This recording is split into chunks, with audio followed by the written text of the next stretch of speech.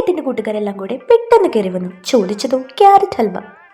അദ്ദേഹത്തിൻ്റെ കൂട്ടുകാരും പെട്ടെന്ന് കയറി വന്നിട്ടില്ല ഗൈസ്, ക്യാരറ്റ് ഹൽവ ഇട്ട് ചോദിച്ചിട്ടില്ല. പിന്നെന്തിനാണ് ഈ ക്യാരറ്റും കൊണ്ട് നിൽക്കുന്നതല്ലേ? അപ്പോൾ നമ്മളിന്ന് ഉണ്ടാക്കാൻ പോകുന്ന ഡിഷാണ് ക്യാരറ്റ് അച്ചാർ. അപ്പോൾ ഗൈസ് ആദ്യം തന്നെ നമ്മുടെ പാത്രം സ്ഥിരം ചട്ടി എടുക്കുന്നു, എണ്ണ ഒഴിക്കുന്നു, കടുക് വറുക്കുന്നു, ഉലുവയിടുന്നു. അത് പൊടിച്ച ശേഷം അതിലേക്ക് കുറച്ച് വറ്റൽ മുളകിടുന്നു, പിന്നെ കുറച്ച് വെളുത്തുള്ളിയും അതുപോലെ തന്നെ കുറച്ച് ഇഞ്ചി ഇടുന്നു. നന്നായിട്ടൊന്ന് വഴറ്റിയെടുക്കുന്നു. പിന്നെ ഇതിലേക്ക് നല്ല മുളക് പൊടി, അതുപോലെ തന്നെ കുറച്ച് അച്ചാർപ്പൊടി ഉണ്ടെങ്കിൽ അതും, പിന്നെ ആവശ്യത്തിന് ഉപ്പ് ഇട്ട് കൊടുക്കുക, പിന്നെ അതുപോലെ മഞ്ഞൾപ്പൊടി ഇട്ട് കൊടുക്കുക. നന്നായിട്ടൊന്ന് വഴറ്റിയ ശേഷം കുറച്ച് വിനാഗിരിയും കൂടി ഇട്ട് കൊടുക്കാം. കാരണം എന്ന് വെച്ചാൽ നമ്മൾ ഫ്രഷായിട്ട് അരിഞ്ഞെടുത്ത ക്യാരറ്റാണ്, ഉപ്പിലിട്ടതല്ല. അതുകൊണ്ട് തന്നെ നന്നായിട്ടൊന്ന് വഴറ്റിയെടുത്ത ശേഷം അതിലേക്ക് നമ്മുടെ കുനുകുനാ മുറിച്ച് വെച്ച ക്യാരറ്റ് ഇടുക. ഒന്ന് ഇളക്കി ഒന്ന് നന്നായിട്ട് മിക്സ് ചെയ്യുക. നമ്മൾ അടിപൊളി ക്യാരറ്റ് അച്ചാർ ഇവിടെ റെഡി ആയിട്ടുണ്ട് കേസ്. അപ്പോൾ ക്യാരറ്റ് ഹൽവേനേക്കാളും അടിപൊളിയാണെന്ന് എനിക്ക് തോന്നുന്നു. കാരണം വെച്ചാൽ എനിക്ക് മധുരമുള്ളതിനേക്കാളും ഇഷ്ടം ഇതുപോലുള്ള അച്ചാറും പുളി ഐറ്റംസുമാണ്.